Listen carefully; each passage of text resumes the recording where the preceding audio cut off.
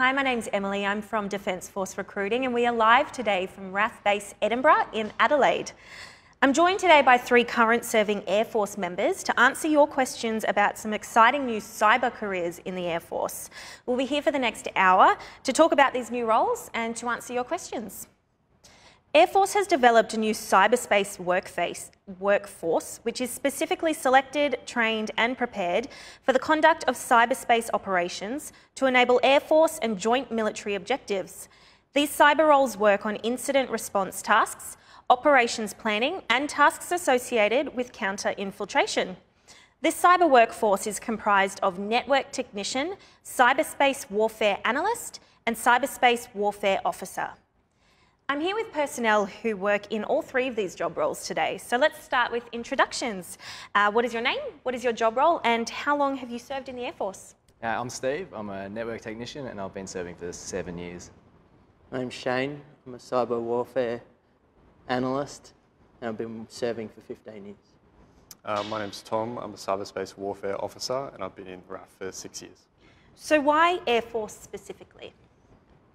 It's more family friendly. It's a much better workplace. It's a military, but it's really relaxed. My grandfather served, so I was always going to follow in his footsteps and join and become Air Force. When I joined the Air Force, I was an engineer, and so I wanted to work with planes as an engineer, so I guess that was my original motivation. And this new cyberspace workforce, obviously all 3 of these job roles are brand new. So for the people out there who might not know about network technician, cyberspace warfare analyst or cyberspace warfare officer, why don't you explain to us what these new job roles involve? So the role of a network technician is basically to achieve transferring and managing, implementing, even maintaining and deploying IT infrastructure anywhere to get from A to B. Okay.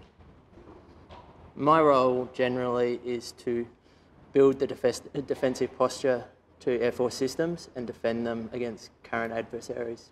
Okay. And I guess as a cyber warfare officer, it's managing a team of cyber warfare analysts like Shane, liaising with the guys like at 1CCS that Steve's working at as a net tech, to kind of make sure that we can defend those Air Force systems. We might be doing the planning about how we're going to go about and defend those systems. And in an incident response capacity, it's going out there, really learning from the guys on the ground like Steve, figure out what's happening and be able to, I guess, remediate any malicious activity.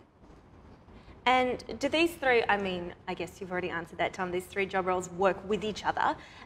How do they work with each other within the cyberspace area? No, you go. Yeah. You go. So as net techs, they build our infrastructure we work on. So without them, we would have an unfamiliar and unsecure network to even start work trying to defend against. So without them, we don't have a base. Okay. And then obviously we go to try and defend on top of that once. Yeah, I guess as Shane, alluded to, it's kind of like you can think of cyberspace a bit like a pyramid, where the net techs are providing that base and that there's the infrastructure, their daily operations is keeping it all patched and keeping it, generally what we would call a good cyber hygiene. And then it's the job of, the cyber warfare workforce to come in there and maybe do an active hunt to look for malicious activity, or if there's an incident that's occurred, we go in there and see what happened. Concur? Yeah. Absolutely. Look, we've got a couple of questions coming through, so we'll jump straight into those. Glenn has asked what kind of equipment you get to work with in your job roles. Do you all work with different assets or together on the same stuff? Ultimately, it ends up being the same. We all work on some sort of computing system. As a net tech, you handle a lot of satellite systems as well as radio equipment. Otherwise, it's all pretty similar. We all based on the same backbone, I guess. Yeah, we also have added systems just that we put on the edge to help defend with extra firewalls and those different servers that we would run that add on to try and defend outside the band of normal networks. Okay. Yeah, and typically you're defending, I guess, like an Air Force. It might be like a bespoke system that the Air Force is using that might assist in us planning our missions or getting supplies from A to B. And when we go about our, I guess, defensive operations or incident response, typically we're using a lot of open source and available tools that anyone at home can download and use. Really, the only difference is that we might have had more training in it and know how to configure it and apply it in an Air Force context. Are you mostly dealing with, I guess, radio systems and smaller networks, or do you get to work on some of, I guess, the bigger Air Force assets, such as aircraft and some of those types of things? I'd say typically it's kind of systems that maybe support aircraft. Okay. So it's stuff that like plugs into it, or is I guess like supporting where, like I said before, it's a system that would help you get something from A to B, and pieces of the puzzle, I guess. Great. Now, I guess there are a variety of entry pathways for cyber careers in the Air Force. These are all three brand new roles. So I guess we can discuss your particular career path to date that got you into this job role and perhaps your entry pathway for that one. Yeah, pretty much to be a net tech, just year 10 pass in English and maths. You don't have to be the smartest or most nerdy kid in school, I guess. But if you're persistent and you've got an interest in it, you'll get there 100%. So what was your, I guess, career path to date? These are new roles, so you are transitioning into these roles. What did you, I guess, begin your career as, and how did you build to this role? Yeah, myself and Sarge were both communications electronics technicians. We started as that, and as the fifth generation of Air Force came through, our roles needed to mould to the new systems to cater for what it can cater for. And it just seemed like a natural thing for me to go from a CE Tech doing pretty much a similar role, only more specialised in the cyber realm now. Yeah, same? Yep, same. So I guess the difference between your roles, analyst and technician, as opposed to the officer, is that you're both general entry job roles. So year 10 English and maths education requirements. What about yourself, Tom? So I finish year 12, get an ATAR equivalent, then went and joined as an electronics engineer through the Australian Defence Force Academy. So I guess that was a 4-year degree. At some point through there, I thought that maybe the electronics engineering thing wasn't quite what I wanted to do, and I was always more interested in computers. And I think if I could have done a software engineering degree while I was there, I definitely would have done that. So I guess more interest in cybersecurity, and then went down a path of trying to get posted into a unit that does cybersecurity. And from there, when the opportunity arose to transition across to cyber warfare officer, I guess I leapt at that opportunity. Yeah, cool. Sam asked, do I need qualifications to work in the cyber team? So I guess what we were just discussing in terms of direct entry or general entry job roles as opposed to potentially going to ADFA, they do differ, yes?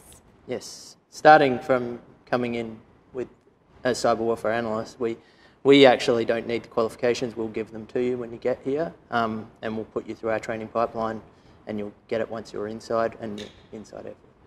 Yeah, I'd say, and on the cyber warfare analyst, it's all about if you can show that aptitude for the job, and really the thing that's going to help you most is do you like computers, and do you like working with computers and playing around with them, seeing what different changes to configurations happen.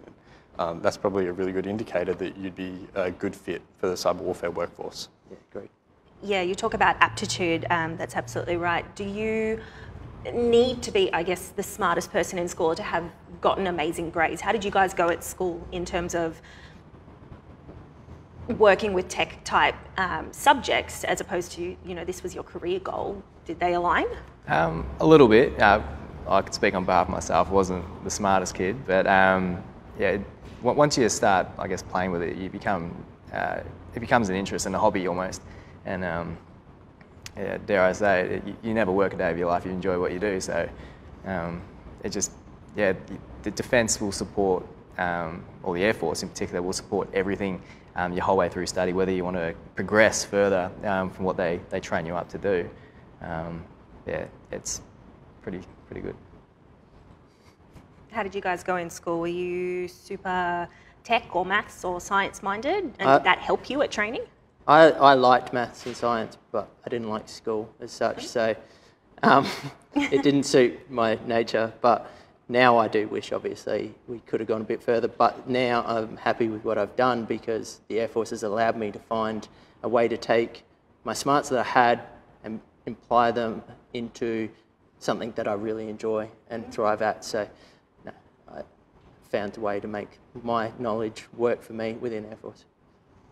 Yeah, I enjoyed school. I was pretty lucky to have the opportunity to study, I guess, a 2-3 year computer science course throughout school. And instead of doing something like chemistry, I was able to learn a bit of programming, which was really good exposure for me in being able to, learn kind of more about what I liked. And that was a good, I guess, precursor to, getting involved in something that does involve a little bit of programming here and there, and a good blend of technical and managerial.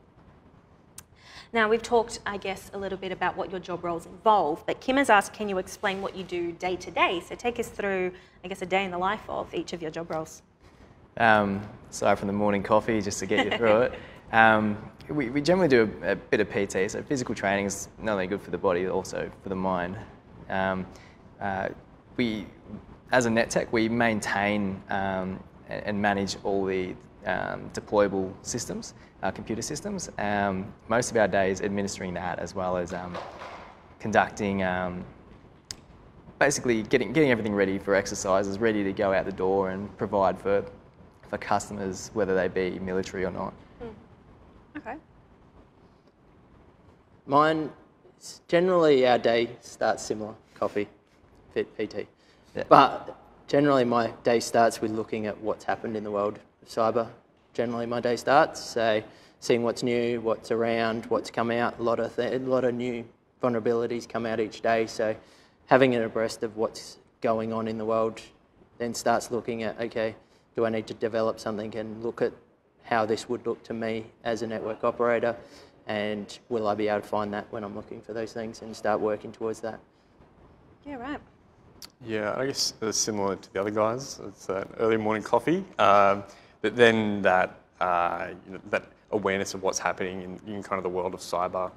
When your job role is to be out there defending those systems, it's important to know what the current threats are. So we try to, I guess, keep up to speed with that. And then I guess my day, could be if we've got an incident that we need to respond to, it's looking or planning about how we're going to go about responding to that incident, gripping up the resources and the people that we need to respond to that, and then actually either engaging with a customer, another unit, or whoever it may be, to get out there, find the information, find out how it happened, and then provide them advice on how they can make their system more secure, and pass that back to, say, a net tech like Steve, who he's probably going to be the one that actually implements those changes. I suppose that's on the incident response side, and then on a defensive cyber ops side, it would be more that, like, planning the mission, when you're, how does the mission commander want this mission to be run? And so making sure that you can fit in there and make sure that his mission is going to be secure in cyberspace and not adversely impacted by an adversary. Right, okay. Steve, we had the opportunity to speak to you earlier about your cyber role as a network technician in the Air Force, and also get some insight into what keeps you busy day to day. So let's hear some more about your role and find out about who this job might appeal to. My role as a communications electronics technician, moving into the network technician role, is basically working on IT equipment and satellite bearer gear from a day-to-day basis, usually with a bit of PT in between. We liaise with all the other squadrons with the aircrafts that we connect with, so whether that be the P8s or even the Growlers or any of the jets, and that's how we get their data back home to Australia.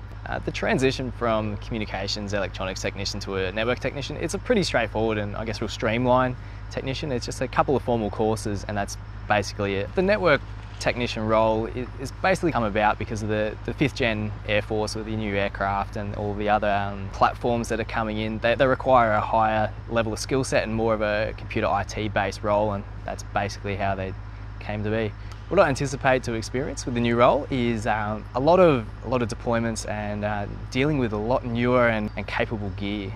Yet despite being an IT role, it is pretty demanding on the body, physically moving all the gear as well as test and service it regularly, just get it ready for deployment and make sure that it's all in a serviceable order. So how we support the cyberspace workplace analysts and officers is we provide the backbone for the IT infrastructure to do their role and get it back to where it needs to go. So essentially we're the tunnel to get comms from A to B. How the role looks in a deployed environment mainly looks like what it is behind me, so with various satellite communication dishes and an array of computers, as well as working out of hangars and other airfields around the world. Yeah, in this role we get the opportunity to deploy not only to work but also to learn. We have many courses, especially in the United States, where we upskill, whether it be like equivalent of TAFE courses or university degrees. It's all used to enable us to do better at our job and expand our careers. Usually there'll be a small handful of us working together to provide for any of the aircraft that are available. Otherwise, it just really depends on the size of the operation or exercise. And some of the longer deployments, Defence do a lot to support your families back home, whether it be helping out just with the kids, all the way up to just help maintaining the house to keep your well-being right, because if your family's good, then you're good. To join, it's pretty simple, straightforward process. You just basic fitness, as well as the aptitude to do it. It's not a hard role, it's just a bit of persistence and you'll get there. So it sounds like there are a lot of opportunities to train and learn on the job. You were saying that there's also a lot of opportunity to travel. Would you say that this is a frequent and key part of the role? 100%, yeah. We're away a lot, but we also have down periods where we stay home and hone in on our skills and just better ourselves. Yeah. I think people would love to hear more about the travel opportunities that Cyber encourages. So would you say you've seen lots of the country and overseas as well? Yeah, 100%. I was pretty shy about travelling beforehand, and with the Air Force I've seen many countries, too many to count on both hands, but even for training as well, like you generally learn on the job as well. It's a good opportunity to grow. Yeah. Would you say that's the same for both of you as well? Yeah, lots of travel. Yeah. Lots of cool places. Yeah. Yeah, the opportunities are definitely there. And in an officer role, you do get the same kind of opportunities to go out and join these guys in travel opportunities? Yeah. It's it depends on, I guess, what the job is. The job that's being done. I know, like Steve's a net tech. Probably occasionally you'd go out and like just yourself and one other guy to go set something up. Yeah. And so like in that case you wouldn't bring an officer along because we'd just slow you down. But yeah, if it was a bigger contingent going, absolutely, you'd have some people on there to kind of grip it all up. What component of your job roles is practical versus theory? I guess it's a lot of IT and tech work, but you'd be out on exercise and out in field as well. So is there a real physical component to your job role as well? Generally at the start and the end, where you set everything up and then dismantle. Yeah, we predominantly do all the logistics of our gear, which some can be more challenging than not, depending on the location. But otherwise, I'd say it'd be 20% physical, the rest be pretty much just cyber-based, like working on the systems in front of a computer and air conditioning, all the coochie comforts. Yeah. Is it the same for both of you? Similar. We got a little less equipment that we move around. We got our servers and everything like that, but we don't bring satellite dishes with us. We rely on our net techs to provide those satellite dishes for us, so they can do the manhandling for that. But besides that, very similar. Yeah, it's more like moving from one monitor to the next. Like, which keyboard am I using? So everyone's got their favourite. So. Okay, sure. Meg has asked, do you guys do basic soldier training like other services? We do. So I don't know what that is. So when we enlist and when we join the Air Force, you go through basic recruits, and from there you learn all the fundamentals on how to be a military member, from doing drill. What else? PT. Yeah, well, that's a big one. Yeah. What else do we do? Like you're learning your general military history, all those general things. You go through a lot of lessons of our history we've done within military, how ethics work within the military, etiquette while working within the public sector, and then obviously all our physical training that comes along with it. A lot of teamwork. And a lot of teamwork.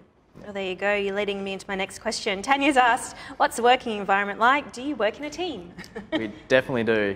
Never work alone, which is always good. You've got a friend, and you always support each other. So, yeah, I guess, like, dare I say it, the old Navy saying, the team works. It does, yeah. Yeah. Do you work in big groups, or are you quite, I guess...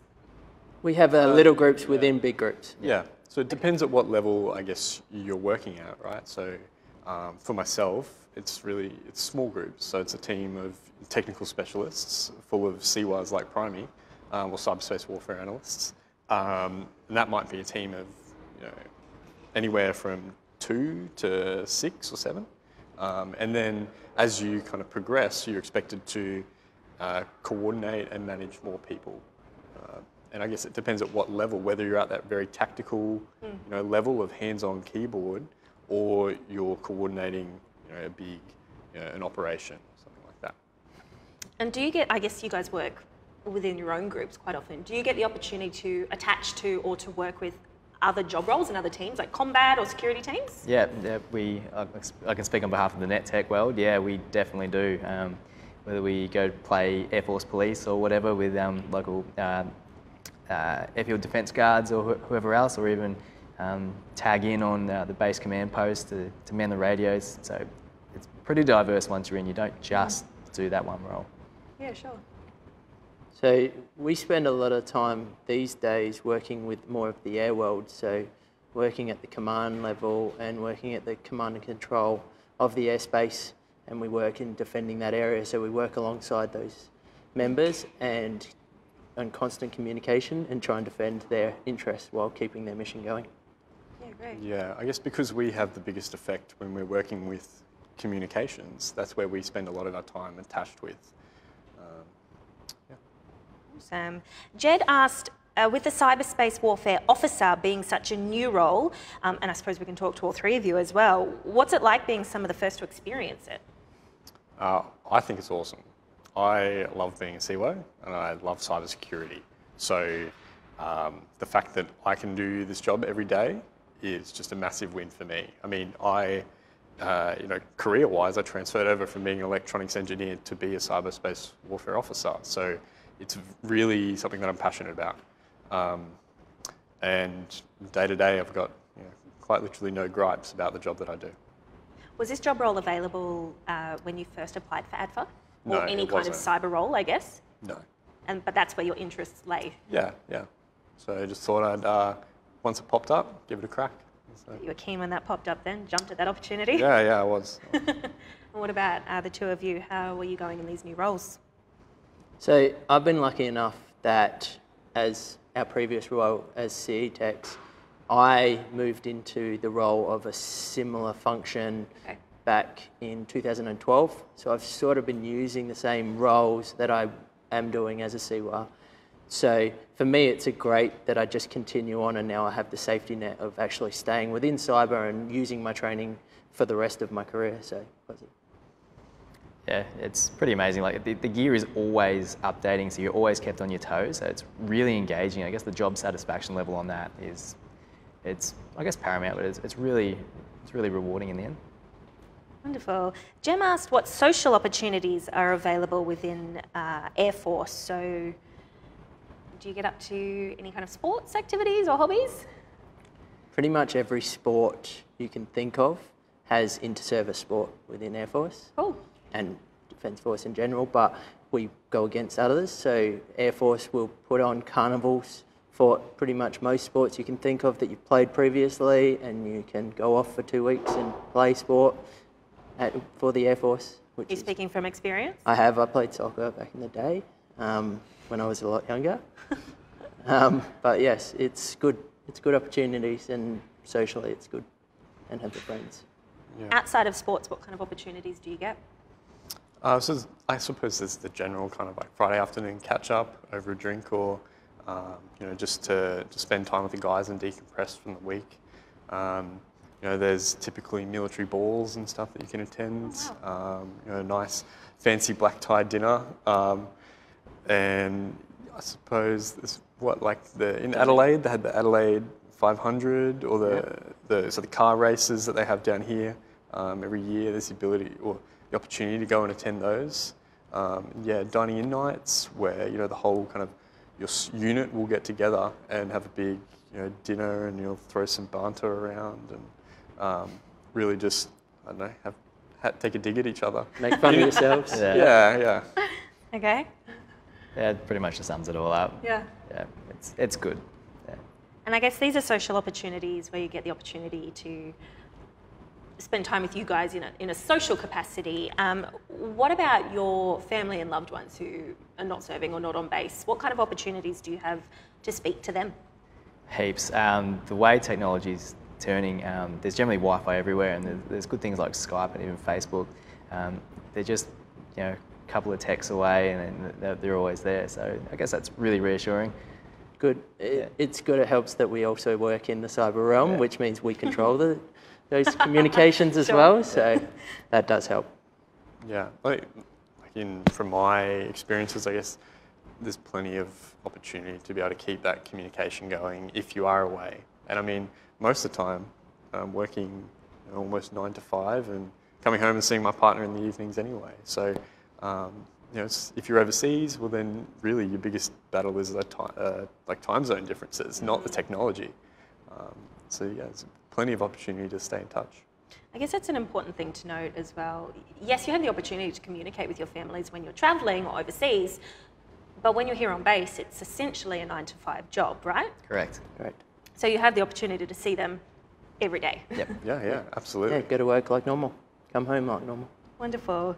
Now, we were speaking to Shane about your job role as a cyberspace warfare analyst, which involved training the next generation of network operators. So it was interesting to hear about the friendships that you found in the Air Force.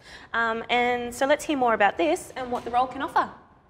As a cyber warfare officer, I'm responsible for managing a team of cyber warfare analysts and basically coordinating them day to day to ensure that we have, assurance of Air Force and ADF missions in cyberspace, whether that be, domestic or abroad. When we're on mission to defend, Air Force's interests, that we are able to provide assurance that those systems aren't being tampered with by adversaries, and we're keeping cyberspace secure. Cyber warfare officers have a relatively unique, blend of both technical and managerial, where we're both expected to be a real technical subject matter expert in terms of being able to, develop new capabilities, maintain new new techniques that can be worth sharing with the broader cybersecurity community, as well as, say, planning missions and kind of contributing to the general operation of an ADF operation. As a cyber warfare officer, you would typically enter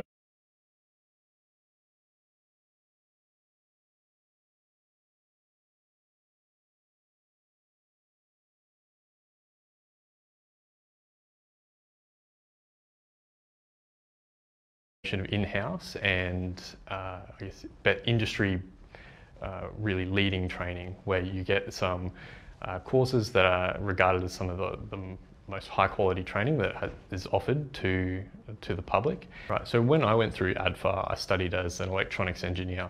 Obviously, a cyber warfare officer is a new mustering for Air Force. So I went through and did my electronics engineering degree. But whilst at ADFA, I was involved in the cybersecurity extracurricular club.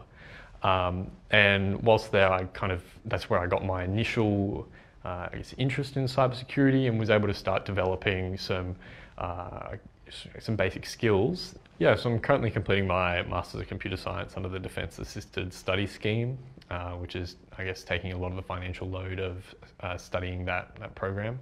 My motivations for taking that kind of stem back to the fact that I did an electronics engineering degree at ADFA. So I wanted to join the Air Force because there was I was looking for a little bit of a sense of adventure, something that was a bit different than just going to uni. I wanted to, I guess, travel a little bit and move around, see some different parts of the country, which I have been able to do with Air Force. It's been great. So surprise, Tom, we actually cut to yours instead. Nice. So we got to hear a lot about your career to date as an officer at ADFA. It was interesting to hear about what training is required for your role. So are you able to elaborate more about the type of educational support you would receive within Air Force? Sure. So, I mean, currently I'm doing a Masters of Computer Science that's sponsored under the Defence Assisted Study Scheme. So I guess that is a great example of the potential educational support you can get.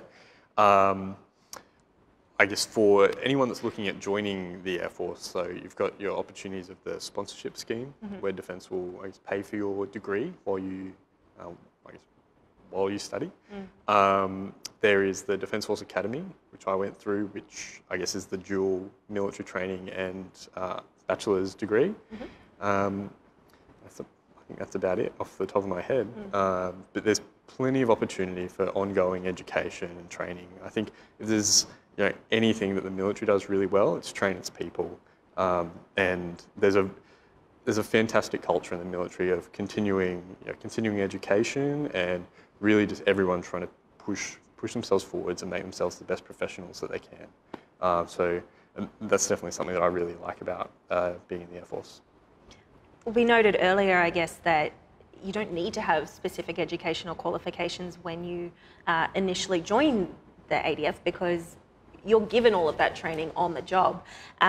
What kind of opportunities do you get outside of, I guess, educational opportunities? Has anyone had the opportunity to maybe travel for more military experience or educational training in that regard? Yeah, as our role as a net tech, we do get that opportunity a lot to travel around Australia at different bases, the in-house training as well as on-the-job stuff. So they roll you out the door, you set up anywhere in a hangar or in some random field, and they teach you what you need to know. But then there's other opportunities. We get to go to the United States or other countries and just learn the way they do business. So who's had the opportunity to work with some, I guess, foreign militaries? Yeah, a little bit. Nods from all around. Yeah, definitely. You had a pretty... Yeah, no, go. I was just saying, you had a pretty cool one, didn't you, Shane, where you were over in France. Yeah, I got to march in France in 2016. Got to march on the Champs-Élysées. It's part of a parade, Bastille Day parade. It's not something everyone can see. No, it's pretty cool. And how do your job roles, do your qualifications convert to civilian qualifications as well? Yeah, so 100%. So as a network technician, the qualifications you get are 100% employable by any major business with an IT background. Yeah, agree. Similar case, our cyber training is definitely transferable to the outside world. Yeah, it's, they, for a significant portion of it, kind of are industry courses. So there is a direct, the certifications and the training that you're doing are recognised by industry and are really some world-class training, particularly in the, your initial employment training that you would do as a cyber warfare officer or analyst. And then I guess as we get onto, our continued training pipeline, we develop, say, more of that in-house to round out those specific skills that we're after. And, those skill sets really are what makes you employable. So I guess based on the fact that you need no prior knowledge or experience prior to joining, so great, you don't need educational qualifications, but what advice would you give to anyone going through the application process currently? So they're at Defence Force recruiting, they're keen on cyber, what kind of advice would you give them? Be proactive. As soon as you get paperwork, knock it on the head, hand it back. And even gone from the fitness side, as soon as you decide you want to join, start running, get the ball rolling. It makes life so much easier further on. I agree with the training, making sure, and it doesn't need to be, you don't need to be the perfect athlete to come in. It's, you find out where your base is and just start trying to work towards the base level, and that will get you further in your initial training, which is definitely important. And definitely be persistent. Sometimes you might get a knockback, but it doesn't mean it's the end of the road. I got a knockback on my entry, and it was just to show that I really wanted it. It wasn't necessarily they didn't want me. It was just to see how much I wanted it. I showed I wanted it, and I was in straight away. Brilliant. Not a lot to add there, guys. Killed it. Well, why don't we talk again, I guess, about the fact that you're an officer entry candidate. So there is an additional component to the recruiting process for you, and that is the officer selection board. Yes. What kind of advice would you give to people going through that OSB process? Yeah, so I think really it's all about preparation. I think that on the DFR website there is some stuff about how you can best prepare for an OSB. That's some great advice. Probably contributed to by people that have done it, hundreds and hundreds of people that have done it. So, really just, develop some type of knowledge about the RAF. It doesn't have to be nitty-gritty specific details, but if you can hold a conversation with someone in the RAF, about some RAF topics, then that's probably a great indicator. Yeah. Okay. Now, Stuart asked, what kind of characteristics or personality types would you recommend for someone keen in joining in the cyberspace world? I guess someone who's really curious about the whole world.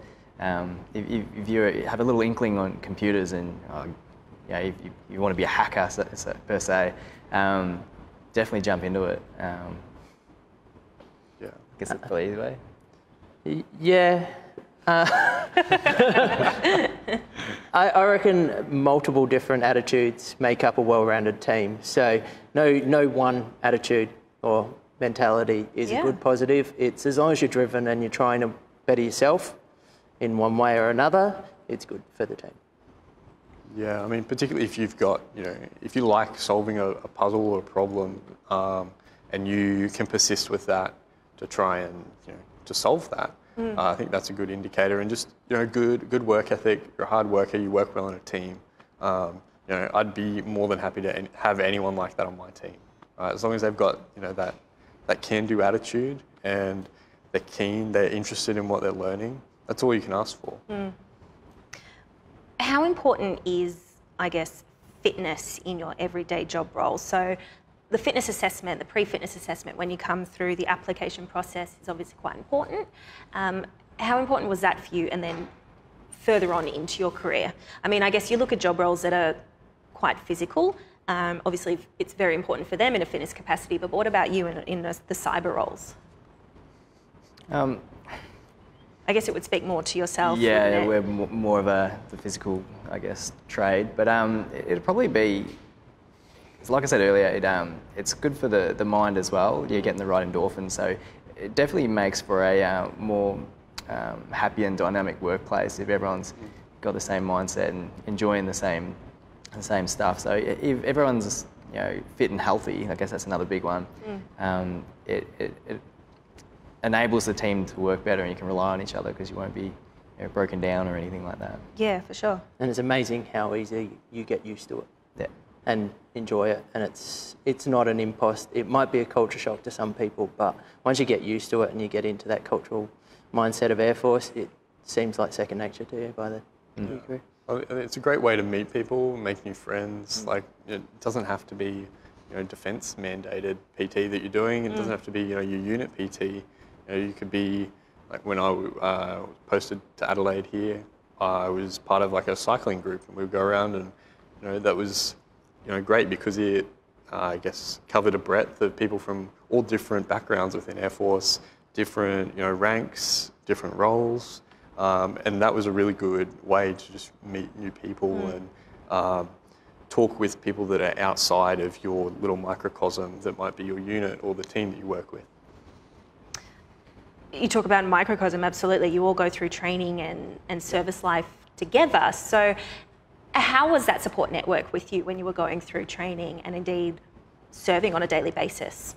I guess it's second to none. So the relationships you make, doesn't matter if you're in the same location or not, you'll always bump into everyone you went through. and everyone's always there to support each other. The real team-based mentality, there's not many, I guess I can say I'm an experience, there's not many workplaces like it. Yeah, I agree. Yeah. You'll see someone, you won't see someone for a couple of years, and then you'll rock up to the new workplace and, oh, I know you, yeah, cool, and you've just got an immediate friend. So when you get moved around, it's not a big impost to you because you've got that friend structure that's already in place. Yeah, that's a really good point. It's just that support network that's pre-existing, right?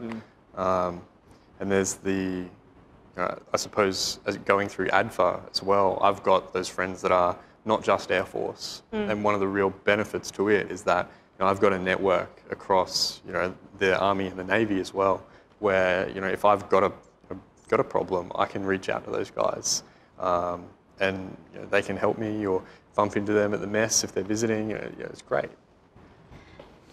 And you have them everywhere, don't you? I guess you talk about travel a lot in your job role. So yes, you've seen much of the country and indeed overseas. And if you're posted to various locations, you do have those connection points wherever you are. Yeah. In terms of training, I guess, coming through your initial employment training or military training, what happens if you're struggling, or if you're, I guess, not doing as well as you hoped, or if you feel like you need a little bit of assistance? Are those friends there to help you? What about instructors or teachers at your training? They're generally all there to back each other up. So if you found yourself in a bit of a rut, there's more than one way to get out of it. The instructors will always give you plenty of opportunities to try and pick you up and put you back on your feet. Otherwise, you could even go to say, like, maybe this role isn't suited for you, we could try and pursue something else. They don't want to get rid of you. They definitely don't want to do that. They want to get as much out of you as much as you can give. So. Yeah, they definitely, in my experience, they worked through a lot of problems and challenges that came with anyone that we had on our courses, and worked them through the problems, gave them chances, gave them extracurricular, worked with us as the rest of the team and say, can you help your friends along? So yeah, definitely there's support from both team members and also instructors. Yeah, couldn't agree more. It's very much a joint thing where everyone is there wanting to get you through these courses and pass. And then they're not designed for you to fail. They're designed to teach you something. So if you're there and you are struggling, and sure, you can fail, of course, but they're going to give you another crack, and real opportunity to show that you can get the content and you really know what you're talking about. And then, that's it. So, looking at enlisting, you come through to your initial training. Do you need to stay on base for training and then for the rest of your career? Not for the entire career. Generally, once you finish the basic training, you pretty much just live where you like as long as you can get to work it. So you can live on or off base if you wish? 100%. It's entirely up to you. Okay. And that works for all three roles? Yeah, absolutely. Yeah, definitely. Absolutely. And so Jason's asked, as someone with a young family looking at network technician, how does Defence and the Air Force support you and your family? There are so many support agencies out there. If you have a small or a large family, it doesn't matter what age. Generally, they'll send you to training and they'll bring your family with you. You'll still be able to go home and see them, but obviously then go work as a normal military man. And while you're away, if you do get sent away, like I said, those agencies will always reach out and see if the family needs help with anything. It's pretty amazing the level of support that we all get. Yeah, definitely. I would say it wraps back around to that, like that social network and that support network that you have. Like if you did have to go away, hopefully that military structure of having those kind of close knit colleagues and friends is going to, they'd be happy to pop around and make sure that everything's okay at home if you're away. There's definitely everyone understands the problem because everyone's been through it. So there's a lot of empathy there. You are definitely all in it together, aren't you? Yeah. Now, Shane, now we were talking to you earlier about your job role as cyberspace warfare analyst. I did go through the spiel earlier. It was interesting to hear about the friendships that you found in the Air Force. So let's head to that now and hear more about what that role can offer. Currently my job role is training, building up defensive cyber operators that defend Air Force systems. We want a pipeline of solid people coming through, so we're here to build our training and move it forward. As a CWAR, or a Cyber Warfare Analyst, you'll go through training. Once you've completed your training, you'll move on to doing some time as an incident responder, and you would actually just work with people through, like with senior members, to give you the on-the-job training to actually start understanding defensive cyber postures and everything like that. And then as a cyber warfare analyst, you would then move to a defensive cyber operator role and then do a couple of years or 3 years in that. And then you would then look to go back as a senior incident responder or continue in your defensive cyber. Yeah, so I've always loved maths at school. So it did help to have that background. It does help a lot within cyber to have the math and the sciencey kind of background, but yeah, not necessarily a must-have. Yeah, I originally joined because of my grandfather serving in World War II. I served Air Force, served in the Hudsons as a navigator. I always wanted to follow in his footsteps. I was the first person after my grandfather to join Air Force, so there was a generation gap there, and my father instilled the importance of it. Generally, we will work closely, obviously, with our own teams and our shared teams as a cyber warfare analyst. But we have and will constantly work with US operators, both Air Force and Navy, Army and Marines. We've worked with teams in similar backgrounds. We've worked with UK teams with similar backgrounds, and you learn from them and you build from them. So they're really good to get in touch with these different coalition nations. So the positives in Air Force are quite readily available to look at. Having the mates constantly and having that extra family to always work through something is definitely a positive within Air Force. All right, so as you mentioned, having a maths and science background does help with the role. Is there any other experience that you feel would be relevant for someone applying as a cyberspace warfare analyst? Well, relevance obviously is computers, but not necessarily. I didn't have a computer background when I joined. I found the love of computers while in defence or in Air Force, but it is helpful watching the new people come through with the computer background, gives them a head start. Did either of you or any of you find that maybe the skills you were learning in training, you know, the knowledge you'd had before you came in, it really helped you pick that up quicker? Yes and no. Like the way it's taught, they really cater for all types of learning. So they'll ultimately, in the end, they all get you over the line at the same time. So we're all good. Mm.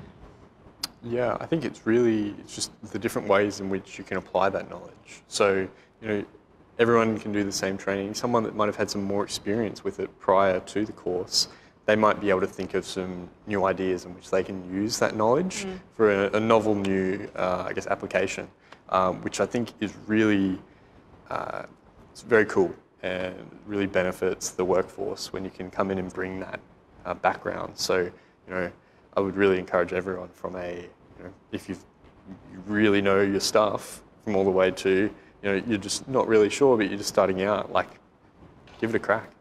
Well, Kelvin asked how useful would programming knowledge be for the officer role? Definitely helpful, but certainly not required. We have people that come from, you know, a traditional IT system administrator background, which, you know, doesn't necessarily equate to having programming experience. I guess just on the previous question I answered, it's the same type of thing where, you know, if you've got the programming knowledge, you can potentially look at automating some tasks and making, you know, processes for the entire workforce smoother and more efficient. Stephen asked, and I suppose you were all in service when these roles became available, so you were able to transition into those roles. Once you're in, can you change job roles to a role within the cyber team? Yeah, you could be any trade. It's as simple as just applying, and once your boss gives you the all clear, is like, yeah, I can release you, then it's pretty much, I think it's more easy, more streamlined than joining from, say, as a civilian straight from the streets. Yeah, pretty straightforward, and then you just do your training like normal. Yeah, I mean, I think we've got a guy that used to be an airfield defence guard, we've got a guy that used to be an air combat officer, so we really, you know, if you're interested and you've got those skills, then we've got people that have come from different backgrounds. I mean, you guess you get the people who've walked off the street and they hear about these cyber roles, they're great, but because they're so brand new, you've got guys in service, you know, they've just popped up, so they'd be super keen to, I guess, transfer in service to those roles. Yeah, absolutely. So what is your favourite techie part of the role? Do you have a particular asset or tech piece that you get to work on in your role? Can't really say. It's pretty classified stuff, but I guess yeah, if you want to check it out, you'd have to join.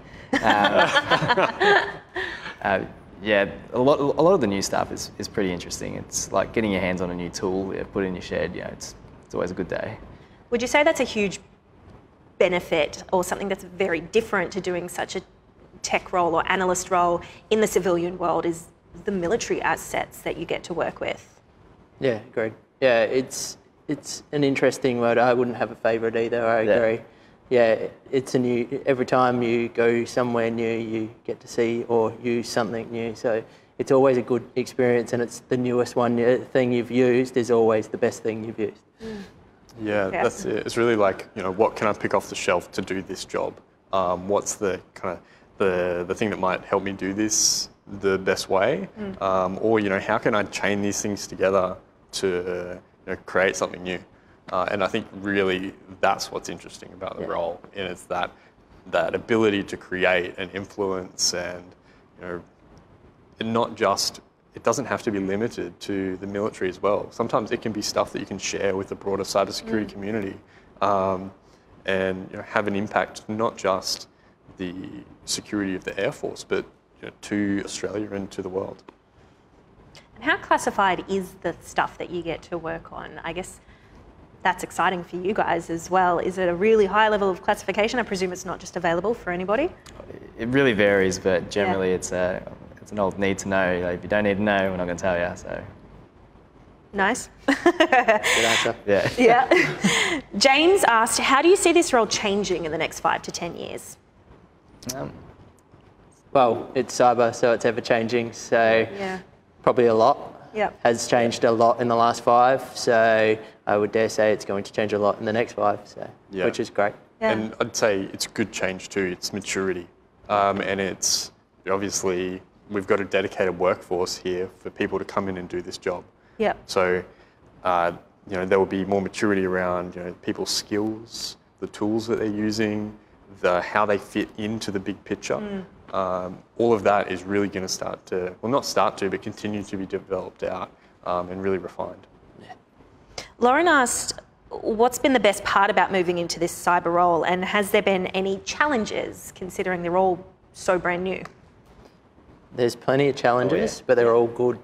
So as Sir was saying, there's a lot of problems and puzzles to be solved. Yep. So there's always challenges, and that's the fun part of the job, is to go, how can I make this work, and how can I find a way to achieve this goal? So yeah, it's pretty good. Yeah, real level of satisfaction in the end. Yeah. Yeah, it's like when you get it working right, it's like It's like the old Colorbond ad, just. Yeah, agreed. Yeah. And so what is your favourite part about your job roles? It'd have to be the opportunity to see the world, not just for work. We get opportunities like we spoke about earlier for sport. Like we have a Defence Force skiing team, which they travel the world going skiing. So that's another big benefit. I'd probably say just covering the globe. Yeah, travel was pretty good. Yeah, also early in my career, going out and just seeing like country, Australia, and being out and sitting on top of a hill and enjoying just peaceful, just doing some work and then making sure the system's up, and then you've got some time to just enjoy the scenery that is Australia. You're a humble man, Primey. It's good. Just sitting on top of a hill. You know the feeling. It's not bad. I think my favourite is working with cool stuff, cool tools, smart people that are driven. I had another one, but I've forgotten it, so it was a cracker. Working with me?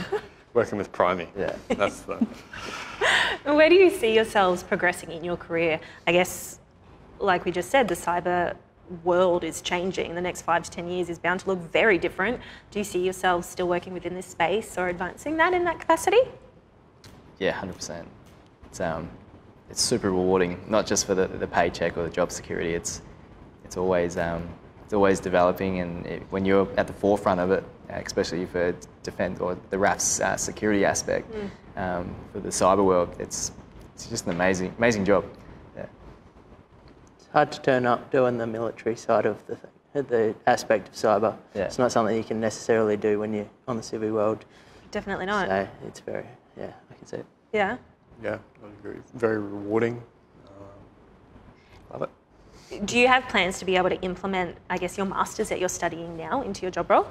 Yeah, so I guess as I learn more stuff, I can kind of do that on the fly. You know, whatever stuff that I'm learning, I'm looking at ways that I can apply it. If there's scope within those university projects to, I guess, come up with a creative cybersecurity-based solution, then I'm going to try, kill two birds with one stone and do that while as part of my uni degree.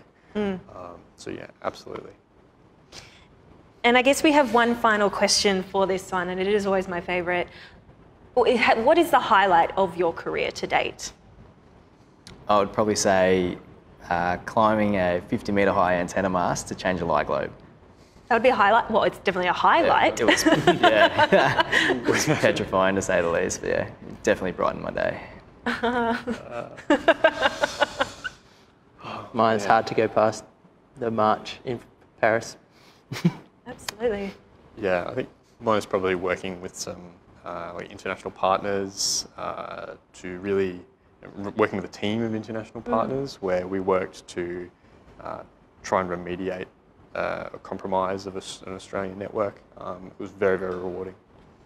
That's a very technical answer. Amazing. Well, that's all we have time for today. Thank you so much, and thank you for being with me today to answer these questions. Remember, you can jump onto the Defence Jobs website to apply online or to find out more information. Any other questions that we haven't had the time to answer today, we will get to in the next few days. So thank you, and we'll see you next time.